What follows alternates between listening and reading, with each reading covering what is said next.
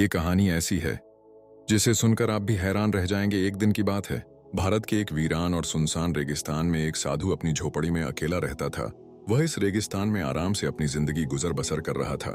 फिर एक रात वह अपनी झोपड़ी के अंदर बैठा था। बाहर जोर जोर से बारिश बरस रही थी।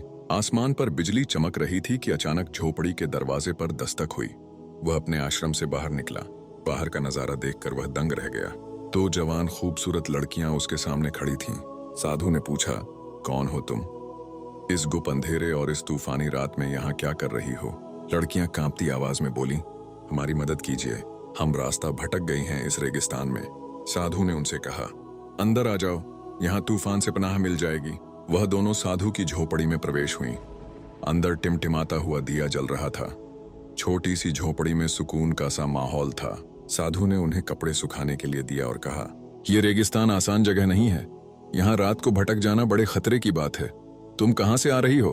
एक लड़की ने धीरे से कहा, हम नजदीकी गांव से आए थे, लेकिन बारिश और अंधेरे में रास्ता भूल गए। हमें लगा शायद सुबह तक हम जिंदा न रहें, पर शुक्र है हमें आपकी झोपड़ी मिल गई। साधु ने सर हिलाया और बोला, इस रेगिस्तान में कुछ भी संभव है, लेकिन शायद यह महज इत्तेफाक नहीं कि तुम आज यहाँ आ गई।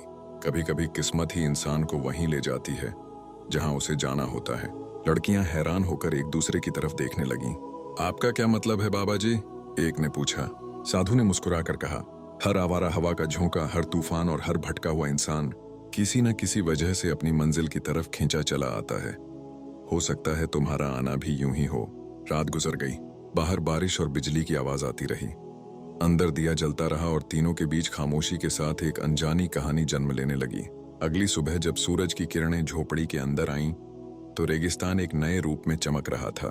लड़कियां साधु की बातों से डर और जिज्ञासा के साथ झोपड़ी के अंदर खामोश रहीं। साधु ने उन्हें नाश्ता दिया और कहा, तुम्हें अपनी ताकत और सब्र का इम्तिहान देना होगा। इस रेगिस्तान में हर कदम सबक है। लड़कियां बाहर निकलीं तो देखा कि बारिश रुक चुकी थी और रेगिस्तान की रेत सुनहरी रोशनी में चमक रही थी। साधु ने इशारा किया कि वे आगे बढ़ें। यह रास्ता सीधा नहीं है, तुम्हें खुद अपनी आंखों और दिल की रहनुमाई पर भरोसा करना होगा। लड़कियां धीरे धीरे चलने लगीं।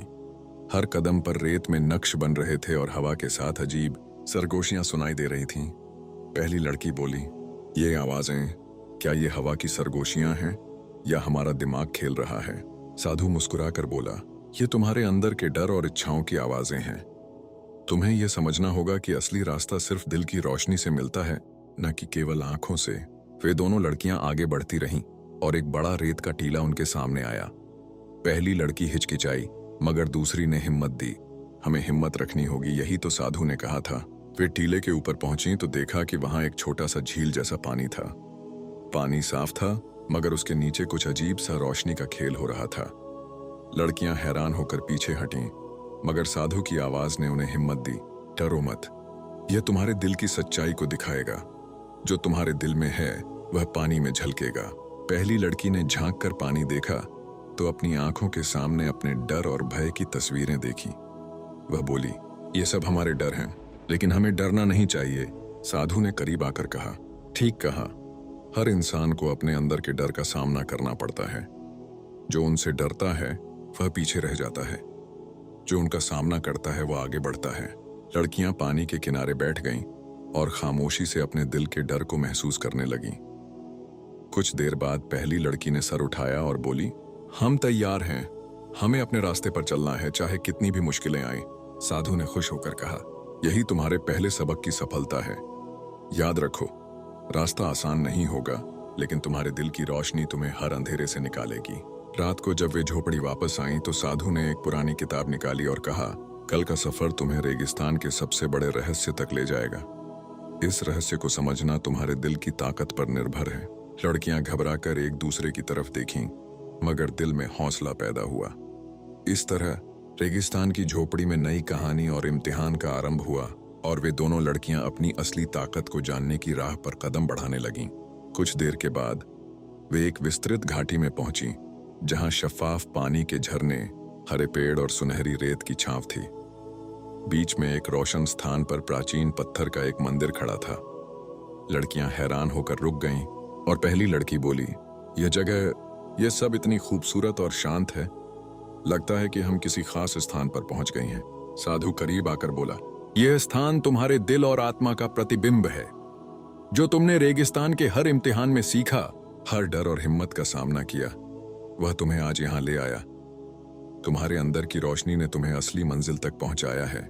लड़कियां कदम बढ़ाकर मंदिर के करीब आईं और पत्थरों पर लिखी हुई प्राचीन अभिव्यक्तियां पढ़ने लगीं।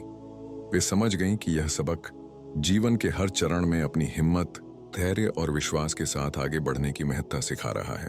पहली लड़की बोली, हमने रेगिस्तान में सब कुछ सीख लिया। हम अपने अंदर की ताकत और रोशनी को पहचान चुकी हैं। दूसरी लड़की ने कहा, हाँ, हमने डर, हिचकिचाहट और परेशानी का सामना किया और अब हम जानती हैं कि हमारी रोशनी हमें हर अंधेरे से बाहर निकाल सकती है। साधु ने मुस्कुराकर कहा, याद रखो, यह अंत नहीं है, बल्कि तुम्हारी नई जिंदगी की शुरुआत है। हर मुश्किल, हर इम्तिहान और हर रहस्यमय पल तुम्हें तुम्हारी असली रोशनी और मकसद की ओर ले गया। अब तुम्हें अपनी जिंदगी में उसी रोशनी का इस्तेमाल करते हुए दूसरों की मार्गदर्शन भी करनी होगी। लड़कियां मंदिर के कदमों पर खड़ी होकर धीरे धीरे झुकीं और बोली, बाबा जी, आपने हमारी जिंदगी बदल दी। हम हमेशा आपकी मार्गदर्शन को याद रखेंगी और जो कुछ सीखा है उसे दूसरों के लिए रोशनी बनाएंगी। साधु ने हाथ हिलाकर कहा, जाओ, रेगिस्तान के रास्ते तुम्हें हमेशा याद दिलाते रहेंगे कि रोशनी और ताकत तुम्हारे अंदर है। तुम्हें कभी डर की अंधेरी में खो जाने की जरूरत नहीं। तुम्हें सिर्फ अपने दिल की रोशनी पर भरोसा करना है। रेगिस्तान ने न केवल उन्हें सबक दिया, बल्कि उन्हें वह रोशनी दिखाई जो उनकी अपनी थी। रोशनी जो हमेशा अंदरूनी ताकत, हिम्मत और विश्वास के साथ जगमगाती रहती है।